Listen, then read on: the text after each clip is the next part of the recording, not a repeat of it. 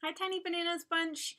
I hope you had Merry Christmases and Happy New Year's and Happy Hanukkah and all of the holidays. Hopefully, we will all be in touch soon for some sort of like Google Hangout. And also, in I think 2 weeks, we're going to do that right away reunion gift exchange loveliness. I'm very excited. In the meantime, some updates. So this holiday season seemed a bit quieter. I think, every day in the news, there's even scarier news about our next government. And, everyone's kind of bracing themselves, trying to figure out what to do, kind of gathering together. And so I want to take some moments to kind of appreciate the quiet, small things. When I was with my dad and my stepmom, we don't really celebrate holidays.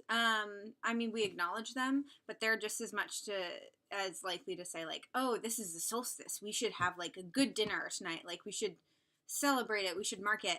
And they don't really do anything fancy. Like Thanksgiving, they don't cook a turkey or a big dinner. It's just like we will sit down and watch a movie and have like maybe a burrito or some ravioli casserole. But one thing that was different is, I think you guys know I don't have a license. I don't drive. I do have a permit and I sort of know how to drive. I drove with my dad. Things were tense, but like my dad kind of preempted some of the tension by saying like, "Hey, last time I said you were taking very wide turns. I've since sat in the passenger seat and the driver's seat and realized that the perspective is different." So this was like a nice move. He was like, "I'm not convinced you're not going to kill us, but you may not kill us in the way I think you will." And so we drove together, and the first day was tense. And I almost turned into a car that had been driving in my blind spot. I will admit that. I also was like turning backwards out of a parking space and got very close to the car we were parked next to. But I did not run into anything. And the day after that, when we drove together, I didn't even almost run into anything. And things were relatively relaxed driving with my dad. And the fact that we could do that, the fact that my dad and I get along really well, but that we could even go through that one thing where like all of his fatherly anxiety, all of my like filial like let me do my own thing, that all of that could come together and we could still enjoy it and just enjoy the time together was really nice. Similarly, when I went to my mom and my stepdad's house, things are a bit more like traditional. My mom made a bunch of cookies. We went to my grandma's house for Christmas Eve and did a white elephant exchange. But one thing that was really special is that mom and I, like, we can't cook together. We can't be in the same kitchen together. That two cooks for us is too many cooks in that kitchen.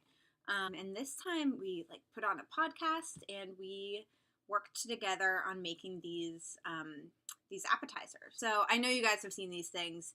They sell them at grocery stores. It's like these wraps, but they're cut into discs, and there's like cream cheese and spinach in them. So it's like a little spiral, and it looks really nice, but they're really hard to make and really hard to get to stick together, even if you make them originally. But we teamed up, and they not only did they look really good, but we didn't bicker at all. We came up with an assembly line, but it was really nice.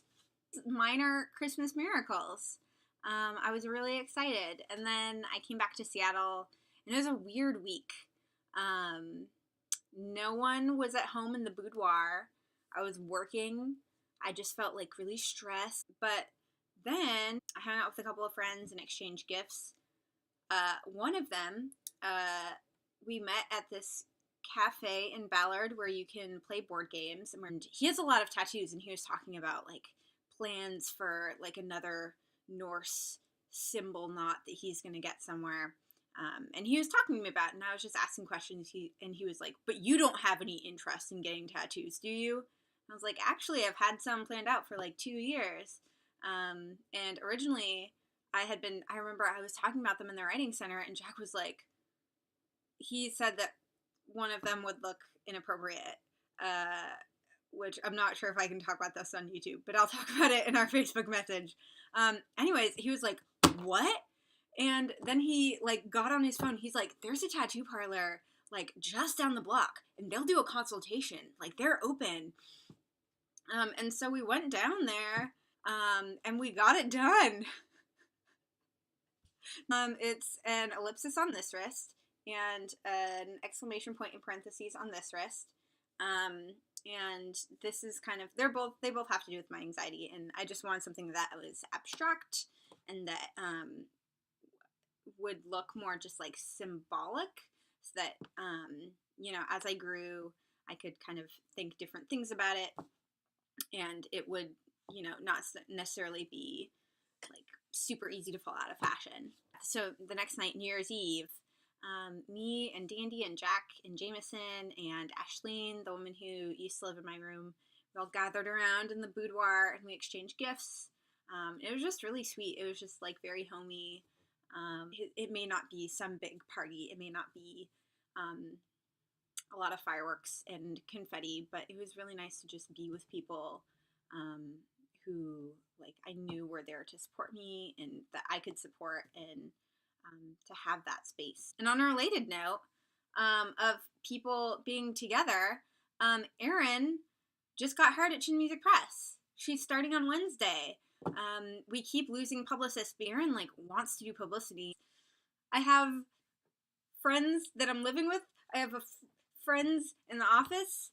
I got friends everywhere, and I'm so happy. It's with all of the awful stuff coming in 2017, I feel like at the very least, like I'm really happy about this.